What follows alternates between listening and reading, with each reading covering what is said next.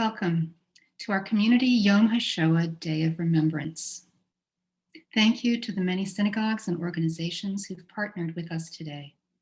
Yom Hashoah commemorates the 6 million people and millions of non-Jews and Jews who were murdered in the Holocaust by the Nazis and their collaborators between 1933 and 1935. We'll be lighting a memorial candle in a moment, so if you haven't already prepared one, I invite you to do that now. During the commemoration, please enter questions in chat and someone will be monitoring questions in Facebook. This event is being recorded and will be available on the Holocaust Center's website.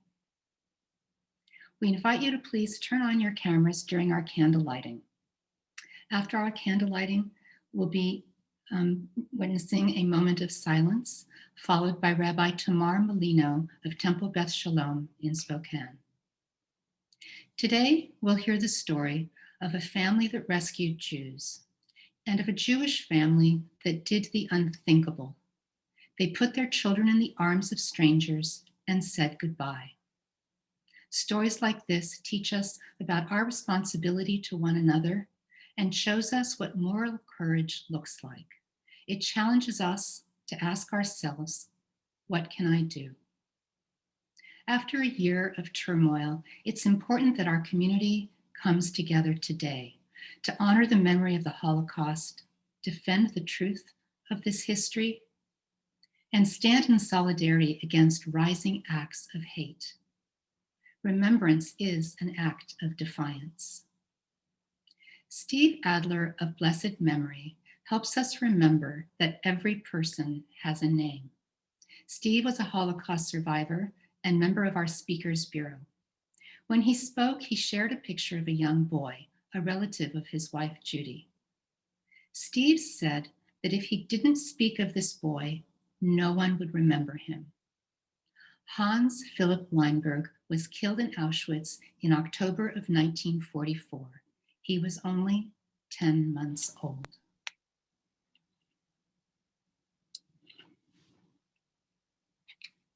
Please join me in lighting a memorial candle as we remember Hans Philipp Weinberg. As we light this candle, we mourn the victims of the Holocaust. We remember the survivors who have passed and honor the survivors who are with us today. We remember those who rescued Jews and mourn other victims.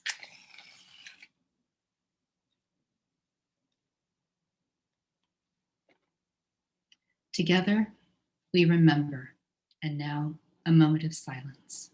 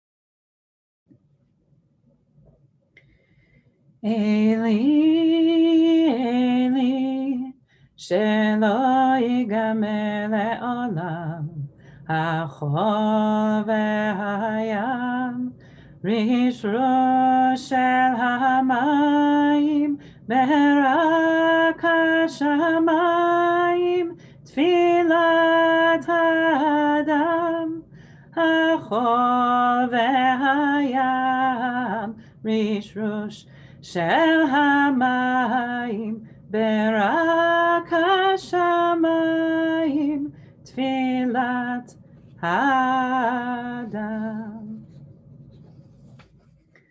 My God, may these never end. The sand and the sea, the rustle of the waters, the lightning of the heavens, and the prayer of humanity. These are words by Chana Senesh, the Hungarian-Israeli poet and resistance fighter during the Holocaust. They're words of hope, acknowledging beauty in the natural world and finding reassurance in its constancy, a means for gathering strength in the face of suffering, destruction, and death. They teach us of the power of focusing on the beauty in the present moment, on continuity, and on memory. As we remember the 6 million Jews and those millions of others murdered by the Nazis, as we face anti-Semitism and other forms of hatred that are still present and powerful in the world today, we will continue to find strength in hearing the stories of our survivors, in educating about the Holocaust, in telling the history of generations of our people, in offering our prayers, and in the continuity and vibrancy of Jewish community. Through consciously living our lives in accordance with the ethics that this demands of us today and every day, we honor those who lost their lives in the Shoah. Please stand if you are able and join me in sanctifying their memories with the traditional words of Mourner's Kaddish.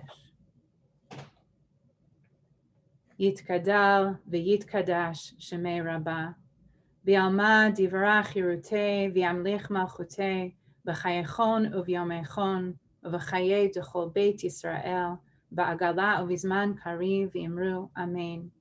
Yehei shmei Rabba mevorach le'olam u'lamei almaya, yitbarach v'ishtabach v'yitpa'ar v'yitromam v'yitnasei, v'yitadar v'yitaleh v'yitalal shemei dekudasha b'richu, Le'ela min kol berchata v'shirata, tushbechata v'nechemata, da'amiran be'alma v'imru amen. Yehei shlama rabba min shemaya v'chayim aleinu v'al kol Yisrael v'imru amen. Oseh shalom b'mromav, hu ya'aseh shalom, aleinu v'al kol Yisrael v'al kol yoshvei tevel v'imru amen. And we all say amen.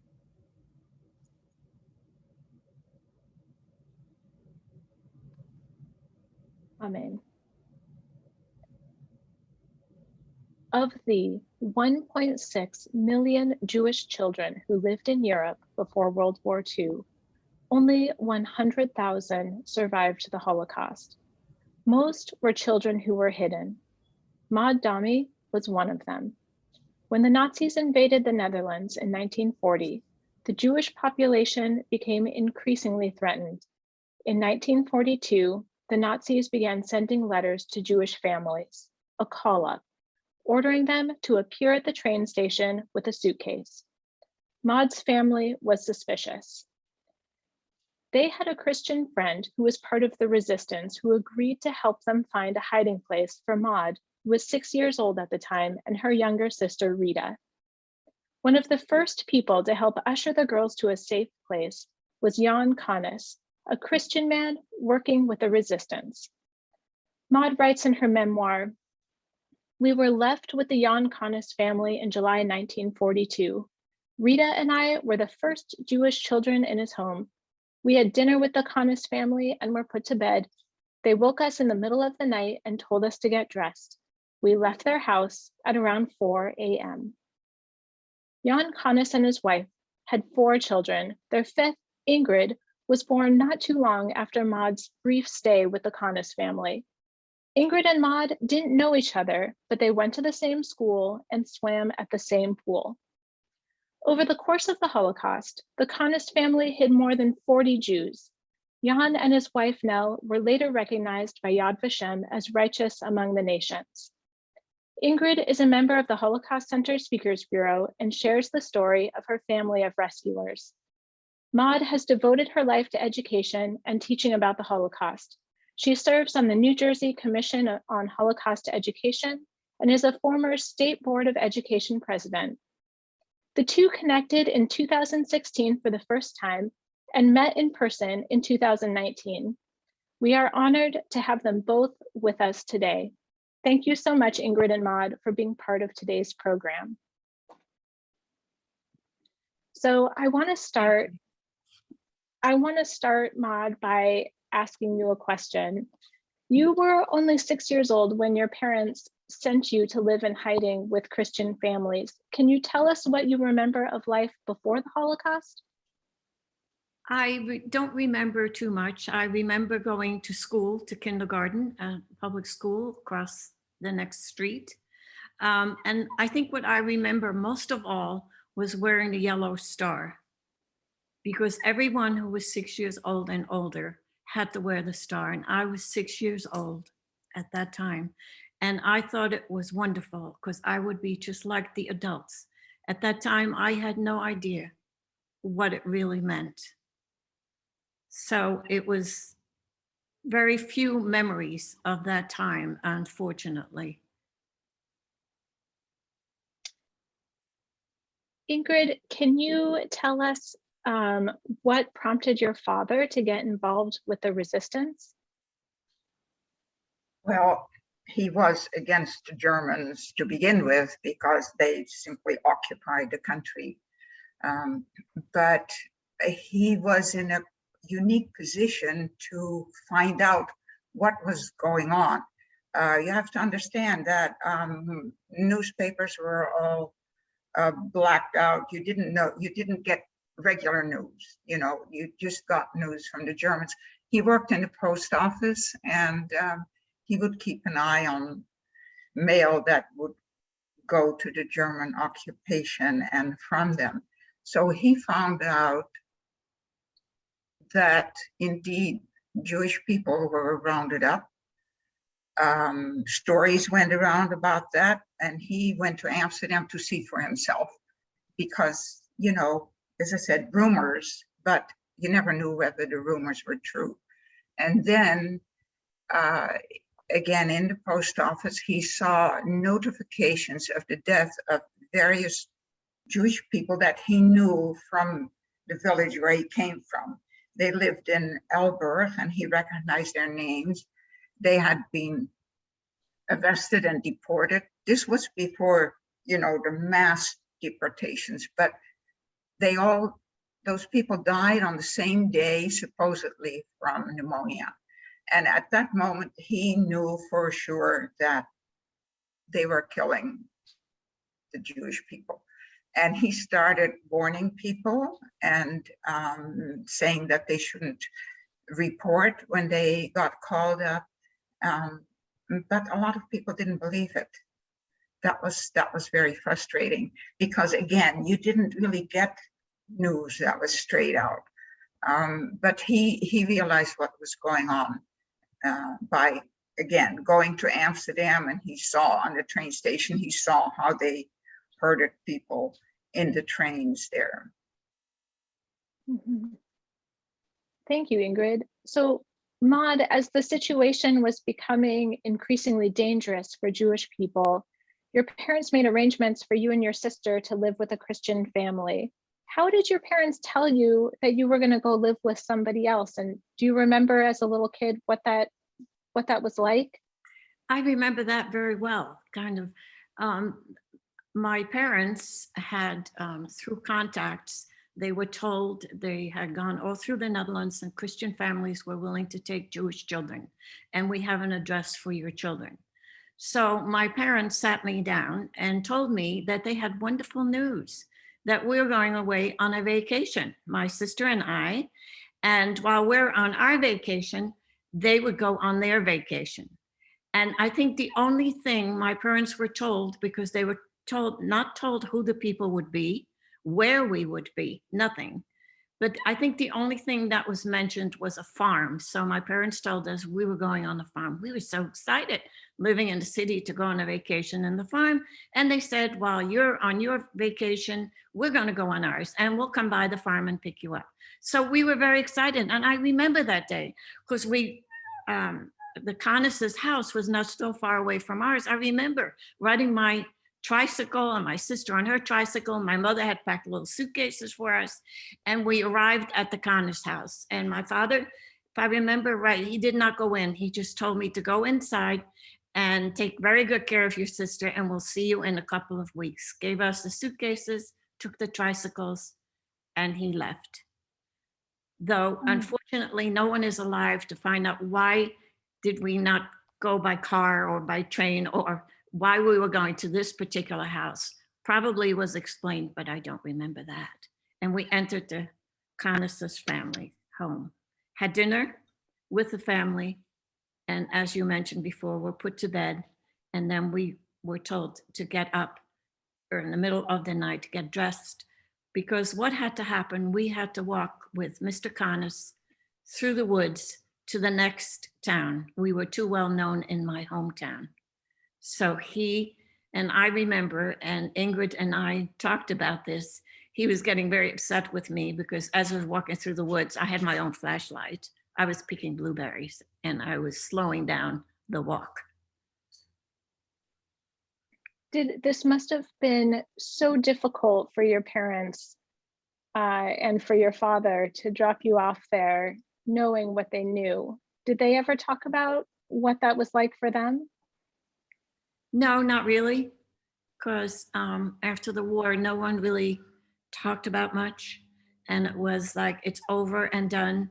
My parents, to the day they died, really don't know what happened to my sister and I during those 3 years of hiding.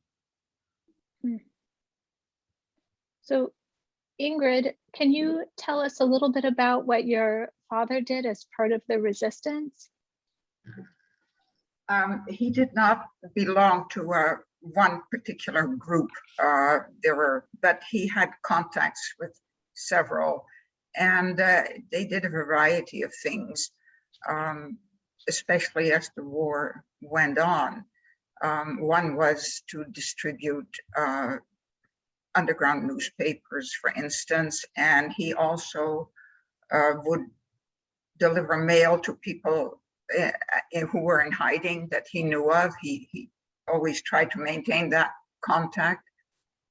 Later, he took part in a raid of a robbery, really, of a distribution center to get cards and stamps, ration stamps. That was much later, and after that, he got arrested. But his big thing was that because he came from a small village where he knew everybody, and the reason he knew everybody was that his mother was their local midwife, and the people there were very religious, and he knew which people would be okay to ask. You know, would you take in a Jewish person, somebody you don't know, somebody from a different town?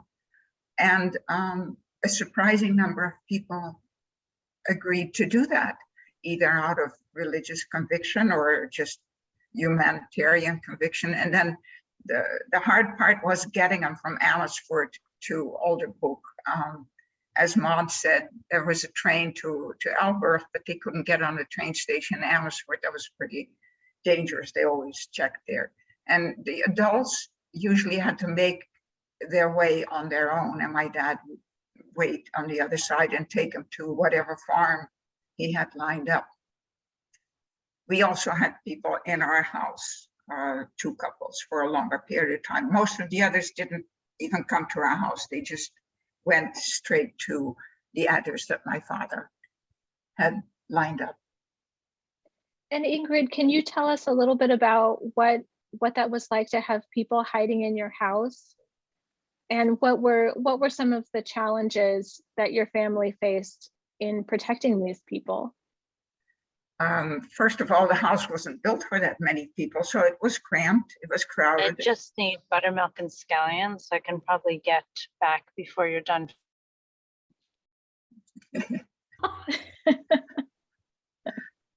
Sorry, please continue.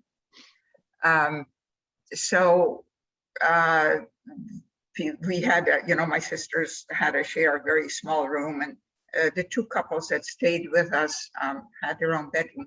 But more than that, you had to provide food, and everything was rationed, and people had ration stamps, but you only got enough for your family of, 4 children, 2 adults. And so fortunately, the underground would provide extra ration stamps, because otherwise, you'd be short of food. These were the ration stamps, bread and meat and potatoes and general. And every week there would be something in the paper, this much was allowed per person for this week. But my mother also couldn't just go to one store and buy it because that would look suspicious. So she would go to one baker, and one of my older sisters would go to another baker and get, what was necessary. So, and the people had to stay out of sight. They were in our living room, and they shared a family space. But if somebody rang the doorbell, then these four folks would have to run up 2 flights of stairs to the attic and crawl into a very small hiding place. And you just never knew what would happen next. And it was for them, it was also hard. They wanted to go out, but they weren't allowed to. They had to have false papers that had to be arranged. One time, the man who came to read the water meter asked my mother why her water use had doubled during this time. Wow, she hadn't thought about that because water wasn't rationed. And he said, well, did you maybe have a leak? So she said, oh yeah, they had a leak. Well, we didn't.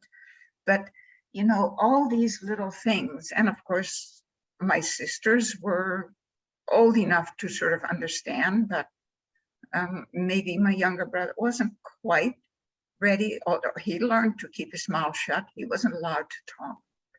And so it was a very difficult time. And my mother I'm sure it was very stressful for her too, because you have to sort of sometimes make up stories. She was never good at lying. She always said, when you lie, you have to remember so much.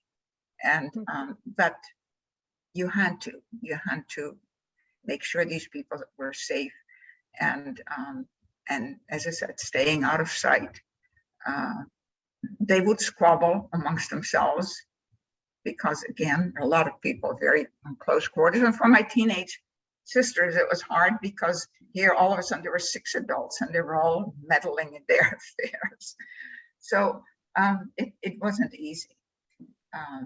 And it was a little bit easier, I think, in the villages, on the farms where you had a little bit more room. It was easier to maybe dig a hiding place. I'm sure Maud, they had to dig a place for her and her sister where she had to hide.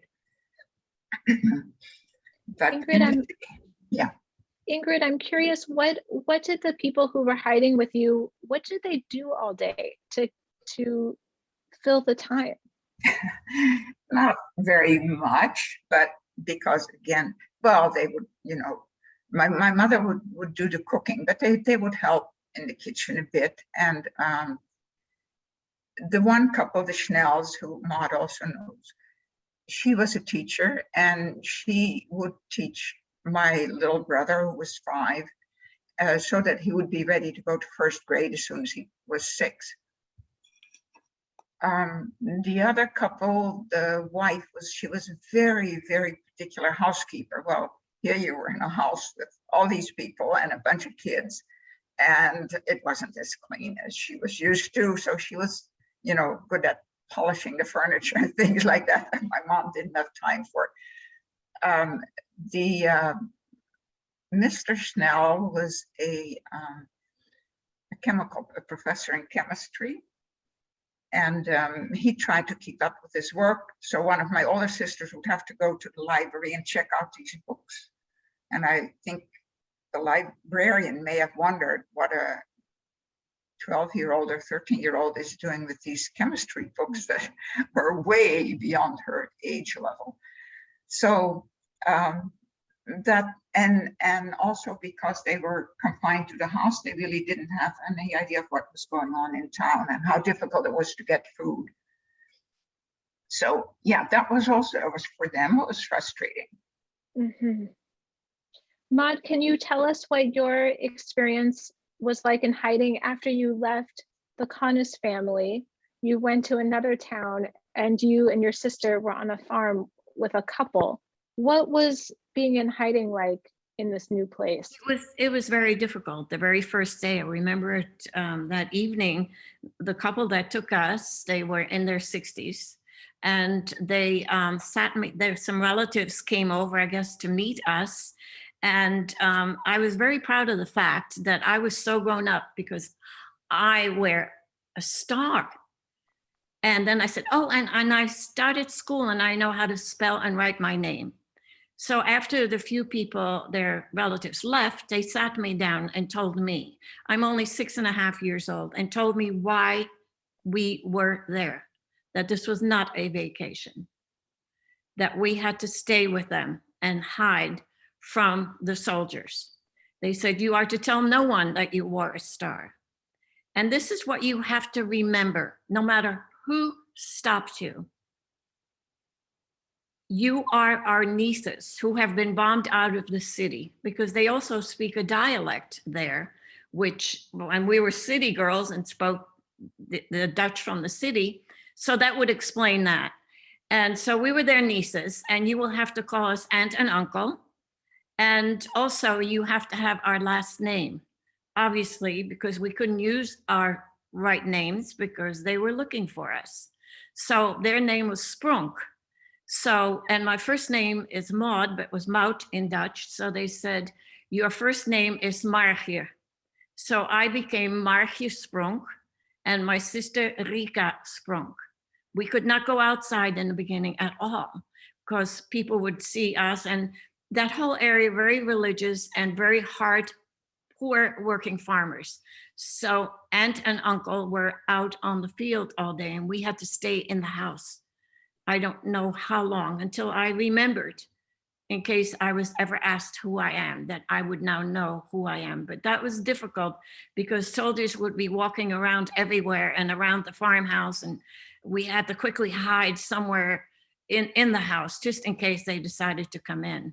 So that was very, very difficult. I could not go to school because they were afraid I may tell a classmate something, you know, I'm little, and they may go home and tell their parents, and they may be working with the Nazis.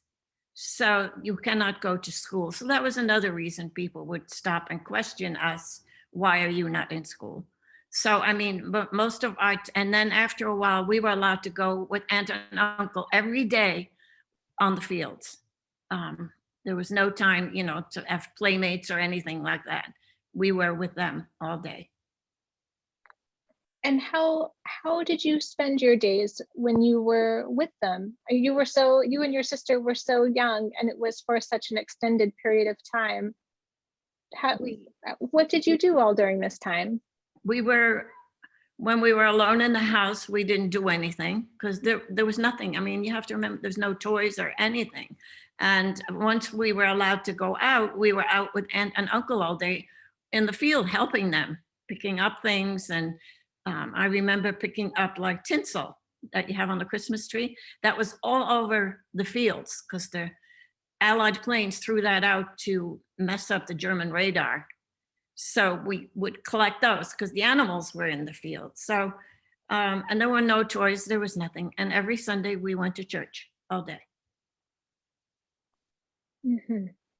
In your book, you talk about that you had several close calls with being caught either by soldiers or by others. This must have been so frightening for a kid, but it sounds like you played it off. Can you tell us some of those experiences? Well, first of all, it's very difficult for a 6.5-year-old to be told this, and the fear that I had, and also watching my sister, who had no clue what was going on. So it was very difficult. I remember there was also a young Jewish boy hiding on the farm, and they had dug a hole in one of the barns, and the barn had like an extra roof. All our wood was there because there's no gas or electric, and it was all open. And they told me that once a day I should bring this boy something to eat. And so I would enter this area where the wood was, clear away some of the wood, and there was a trap door, and I would open it, and he was hiding in there, and I would bring him something to eat. And I maybe at that time, when this incident happened, I may have been 7.5. As I came back up, they had made a few steps.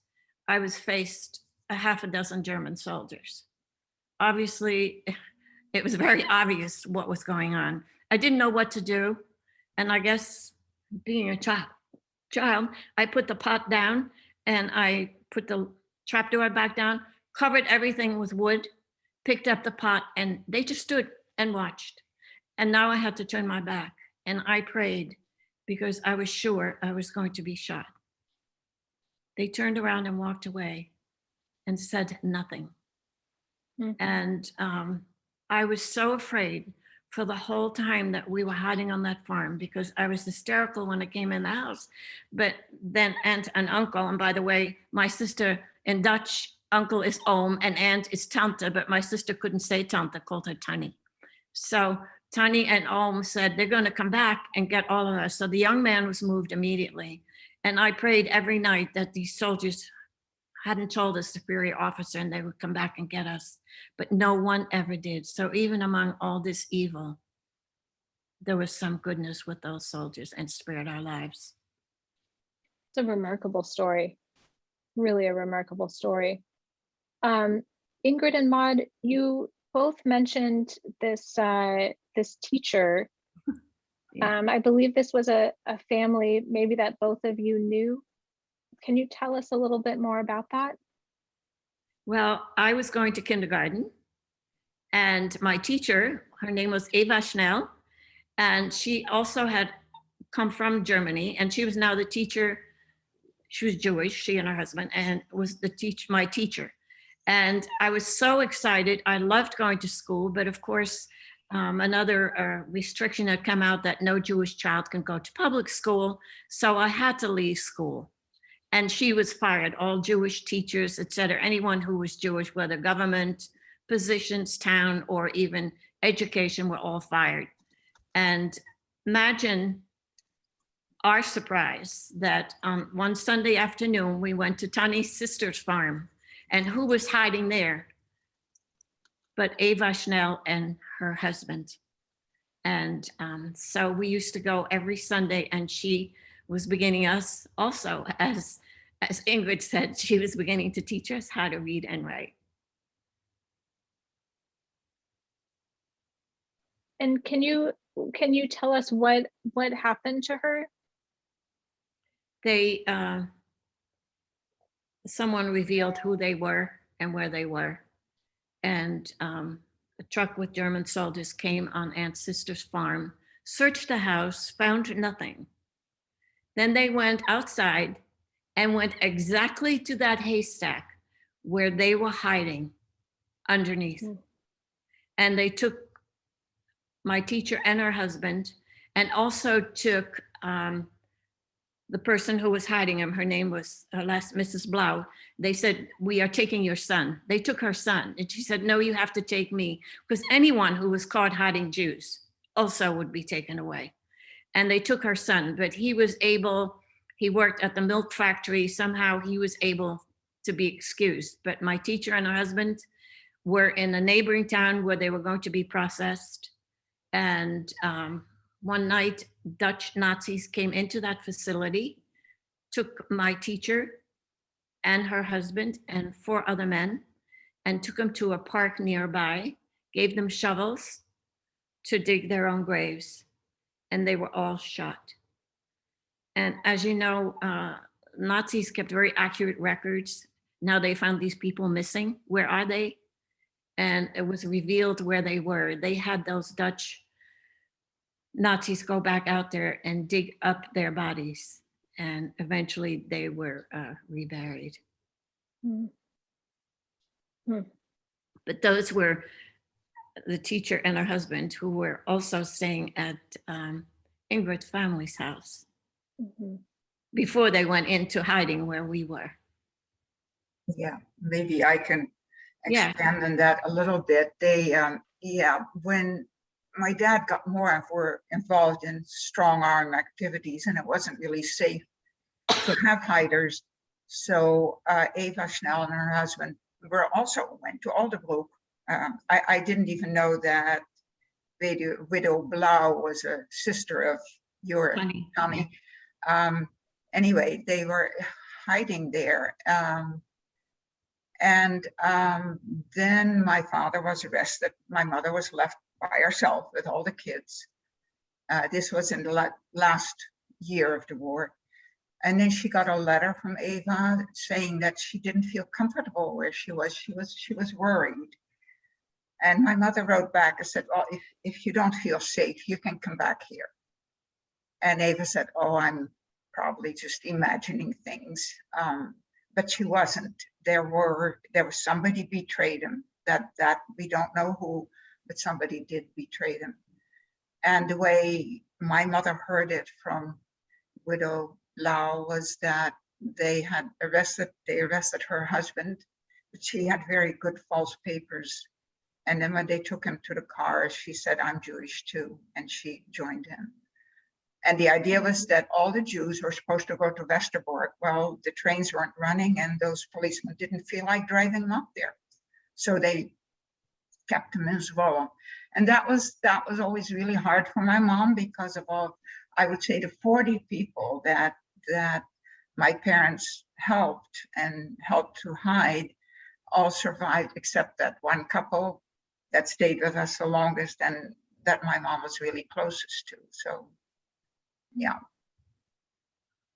Interesting enough, some letters have come to light, which you may not even know, Ingrid, from a science foundation in Philadelphia, that Eva Schnell was writing to someone in the United States while she was in hiding, trying to get information they wanted to get out and come to America. Obviously, you know, it didn't happen, but there are copies of her letters. I'm not surprised. Yeah, Oh, they wow. came from Germany originally, so they had already fled to Holland once. And then, you know, then the Germans attacked Holland. So there you were again. That was a sad story. Yeah. Yeah, it's a very tragic story. Ingrid, your father and sister were arrested for working with the resistance. How did they get caught and what happened to them? I mentioned that my dad took part in this raid of a distribution center and they got caught, they got interrupted. He got away, but he was afraid that he was recognized. So he came home, shaved off his mustache and said, I'm just going to lay low for a few days. And he went to a little neighboring town where they had a meeting with other people from the underground. And this wasn't really directed against him, but that meeting was raided. And so in other words, they just closed the doors. The Germans came in with their weapons and everybody was arrested, my dad included. They never tied him to that raid, to the robbery. They tried, but he realized at one point that they weren't really sure. So he just kept saying, no, we had nothing to do with it. But you didn't have to be guilty of anything. Once you were arrested, you simply were put in jail. The jails were totally overcrowded. So after a short while, then he was sent to Vught, which is a concentration camp in the Netherlands. He was there for, a couple of months. And then from Vught, they were sent to, trains were loaded to go to Dachau. So then he was in Dachau for the summer of 44. Then they got a whole bunch of prisoners from Dachau that they sent to the Alsace, to Markirch. That is it's called Natzweiler, is a concentration camp. And when the Allies came closer in the fall of 44, they were all shipped back to Dachau. So, you know, he was very close to being liberated by the Allies in the fall of 44, but that didn't happen. So back to Dachau, and he got typhus, and he was dying basically at the end of the war. But he made it, and the Americans liberated Dachau. In the meantime, my mom was by herself, but my oldest sister and my mother had taken over some of my dad's duties. she was a courier, bringing papers and money to the striking railroad workers. And she had just done that. And then she stopped in a friend's house, just, maybe for a cup of tea or something. And as she was there, the friend was also in the underground. Same thing, the German truck stopped in front of the house and she was arrested. And she spent that winter in a woman's prison in Utrecht. It was not a concentration camp, it was a regular prison. So she was in a cell and the women there had to mend clothes and darn socks, and especially for the German army. And so she would save little bits of material, and she made these she made several mascots, little dolls, and one of them survived. It's pretty old and pretty dirty, but that was made with little bits of fabric that she saved, and sometimes she would use hair to sew things. And a little red sweater was very fine darning wool, and she actually knitted that on darning needles. Older people know what darning means. You had wool and you had thick needles and you fixed the holes in socks. Nowadays socks don't get holes in them anymore. She made that, and that's the only one of the, I think she made probably 3 that survived. And after she died, we couldn't find it anywhere because the head had come off and she was in her sewing kit. So when we found it, I took it and I brought it to the Holocaust Center. That's what she did in prison. She was let go in April of 1945, shortly before the end of the war. And actually they were let go by mistake. She was never convicted of anything. That was sort of a moot point, She had to walk home from Utrecht. And but she did make it. And Ingrid, can you tell us why does it say "keep smiling" on the doll, and why is it in English? Oh, she said she wanted to use an English phrase, just to, sort of to boost her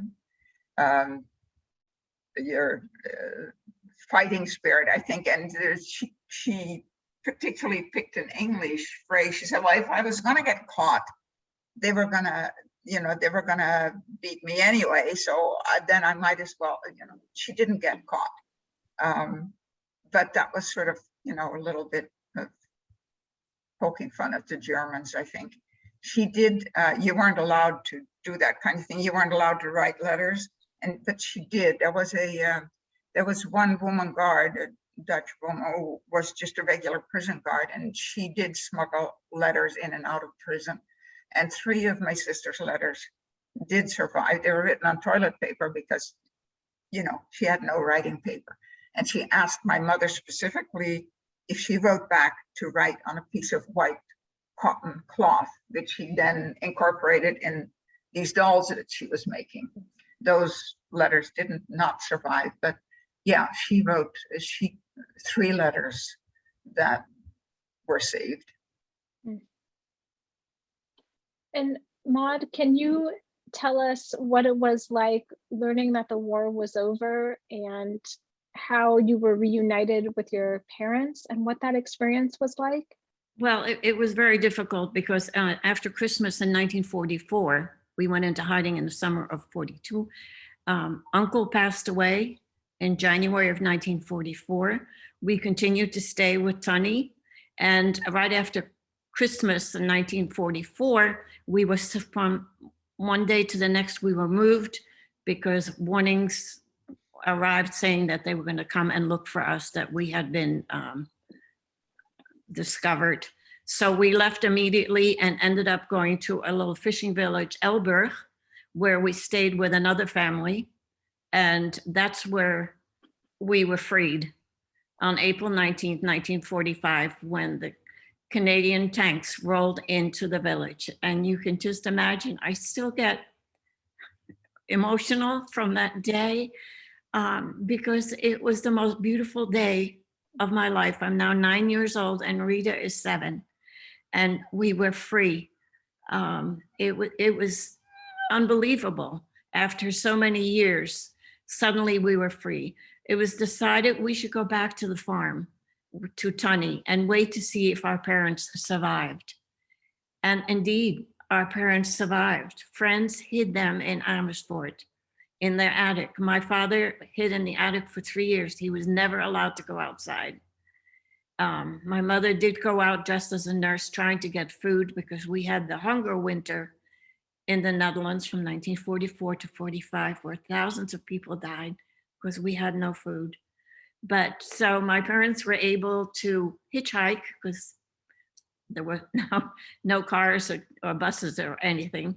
And I remember the day they arrived on the farm, and it was in the pump room, an open door to the outside and a door from the inside of the house. And we were standing there with Tani, hiding behind her, and a man and a woman was standing there. And Tani said to me, "This is your mommy and your daddy," and gave me a shove to shake their hand, which I did and ran back. We did not remember them at all. I can imagine now as a parent myself to first give up your children and worry about them, and then to find out they have survived and to be reunited and they don't remember you. So my parents stayed for a little bit, and I decided at the age of 9 that we will go home with you, but if we don't like you, we're going to go back and live with Tony on the farm. But we did go back with my parents. But all the rest of our family, my aunt, my cousins, my uncle, my grandparents, all perished in Sobibor. We were the only 4 of our family, our immediate family, who survived. And that was because of righteous hid us and cared for us. So as you were transitioning back to your parents, I can only imagine there were so many things to get used to in this new life again, including you'd spent the last several years as devout Christians, and now you're living with a Jewish family. You're maybe going back to school. What was this like? It was a very difficult adjustment. And I started school, I'm 9 years old, I'm in the 1st grade, but they laughed at me because I spoke this dialect from the farm where I had been. I had a nervous breakdown, if you want to believe that. At the age of 10, my mother said my behavior became rather strange, and it was determined I had a nervous breakdown. I guess even a child can have one. It was just all what I had been through. And so it was a very, very difficult adjustment, and then adjusting to another set of people who were going to care for us, my parents. So that was very difficult. Mm-hmm. And Maud and Ingrid, can you both tell us how did you end up coming to the United States? Well, I came rather late. She came a lot earlier. I met my husband in the Netherlands. I was working on an American base, and that's where I met him. So I came to the United States after I got married in the 60s. And but Maud came a lot earlier than that. Right. I came in, actually, this is the anniversary month, April 24th. We landed in America, in Hoboken, New Jersey, actually, Holland America line. And friend of some of my mother's family, my mother had originally come from Germany. And in the 30s, when many of her relatives saw the writing on the wall, some went at that time to Palestine, and some came to the United States. The United States, they found out that we had, my mother's relatives in the US found out we had survived and offered to support us to come to the United States. And first my parents said no, but then they decided, yes, there were too many memories here to start a new life. And that's how we came to the United States on April 24th of 1950. Wow. another big transition for you as a kid. Well, again, because I couldn't speak English. And I started school, and that was very difficult. You know, in the United States, they have a lot of bilingual education, but certainly not in Dutch. So it was a whole other adjustment, again, coming to this country. Mhm. But I love it. Ingrid, in the 70s, your parents were recognized as righteous among the nations by Yad Vashem for risking their lives. Can you tell us what was the process to have them recognized, and what was the ceremony like? Okay, I'll back up a little bit. When my husband and I lived in Denver in the 60s, and my parents came to visit us. And I mean, in those days, it wasn't just that you hop across the ocean. When they came like for almost 6 months, and they traveled all over the US. And at the same time, my dad wanted to find out who the Americans were who liberated Dachau.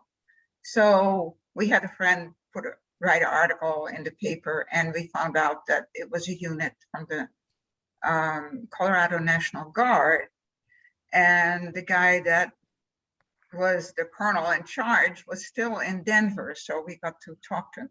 And in that period, that's really where I got most of my knowledge and everything about what happened during the war, because I talked to so many old soldiers and other people who had been in prison. Like my dad would tell stories, but not the whole historical background.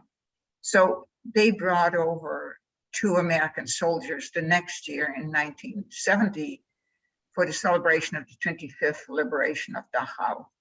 And all that had been in the papers and all that. And so, it was a lot more talked about at that time. And I think it's the Jewish people that he helped request, they have to request that. I'm not exactly sure how that was done, but then they said, they really should suggest that they get that medal. That was next year. This is in 71. And that was the first time I went back home after I'd gone to the States. So I happened to be there right next to the Israeli consul, who's on the far right there.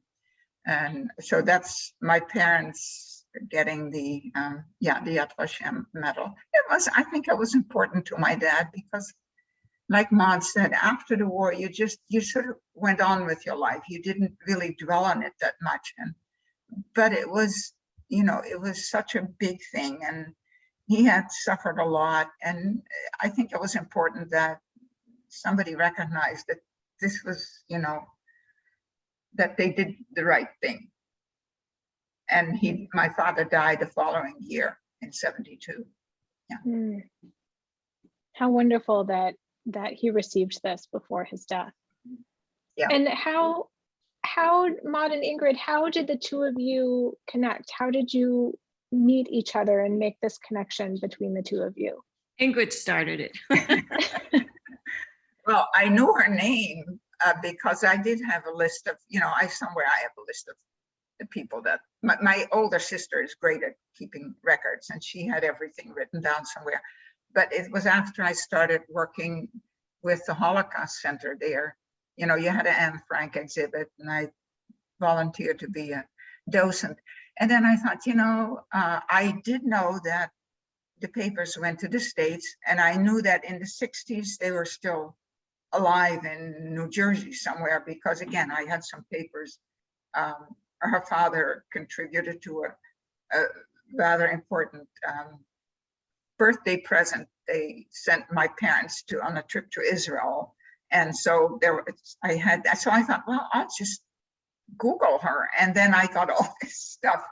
And here she is in New Jersey. And she's doing what I started doing, is teaching for the Holocaust, Holocaust education. So then I think Laurie found her email. I had found an address and I wrote a note to Florida, but I guess that never arrived, or maybe it was wrong. I don't know. So then once we had her email address, I sent her an email saying, you probably don't know me, or you may not even know our name, because very often people were not told the names. You know, in the underground, people were always, or they very often had a false name, or they were always aunt or uncle so-and-so. Especially with Jewish people, you didn't use the last name. That was dangerous. So she may not even, but she said, oh yes, I know. So she remembered very well. Maud, what did you think when you received this letter from Ingrid? I was so excited, and I wrote back right away, and we stayed in communication. And every year I take teachers from New Jersey through the Holocaust Commission to the Holocaust site. And our last stop is always the Netherlands. And it was wonderful because this year and last year we couldn't do the trip, but in 2019, Ingrid flew from Seattle to the Netherlands, and she and her sister Wilhelmine spent the day with us on the bus while we went to Oldenburg and Elburg, to the places where I was hidden, and it was wonderful. And it was just so wonderful. If I'd only known she lived in the United States before that, we would have connected earlier. So wonderful. We are so fortunate to have you both as part of this program. In our last couple minute or two, can you please tell us, if you could give the rest of us one piece of advice, or if there's one thing you would like us all to know, what would it be? Well, I would say that I think here were people who did not know us, who risked their lives to save us, and how important that is even today, that we have to really care for each other. And all these genocides are over religious and ethnic differences, not respecting each other. And I think we should respect everyone and really care for each other, so that from now on there won't be any more genocides. But they say never again, but it does not happen. But I think just for people to be kind to each other. And I think during this pandemic, I have seen a lot of kindness of people to each other. So that is my hope, especially for our students, to hear our stories and to really respect each other. Mm-hmm. Yeah, I would say amen to that. Also, for people not to classify people, not to pigeonhole them, whether it's with, religion or a race or whatever. And the thing is, we still do that. And the moment that we do that, we sort of put a group of people down. We see them as less than human beings. And that's the beginning. And that's what happened during the war. They really did manage to make people feel that this group of people were sort of subhuman. And if you hear that enough, then some people are going to believe it. And also that the other people, like the Germans, also went along with this idea of Übermensch, that somehow they were better than other people. And I think that's a dangerous thing to do, to classify people in, that as a group of people, they are somehow less worthy. And that's an ongoing struggle that hasn't stopped. Such wise words. Thank you both so very much for being part of today's program and for sharing your stories and experiences on this Holocaust Remembrance Day. It's really an honor to have you both here with us. Thank you very much. I truly believe that these stories inspire us, challenge us to speak up and speak out, and to change the world for the better. And perhaps we can make never again a reality. This program today was recorded, and you'll be able to find it on our website starting tomorrow. Thank you again to Rabbi Malino for being part of today's program. Thank you to Dee Simon for steering this ship with passion, honesty, and skill. Thank you to Richard Green, who is pulling all the technology strings behind the scenes. And thank you to all of the Holocaust Center staff and interns for being such a strong team and making programs like this possible. Nicole Bella, Lori Werschel-Cohen, Julia Thompson, Ellie Selesky, Sydney Draytel, Paul Regelbrug, Rick Brewer, Amanda Davis, Katie Lawrence, Morgan Romero, Devonshire Locke, Craig Vernice, and thank you to Michelle Quinones for providing closed captioning for this program.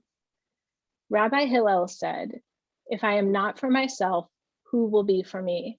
If I am only for myself, what am I? And if not now, when?" We all have a role to play. Thank you for joining us today. This concludes our program.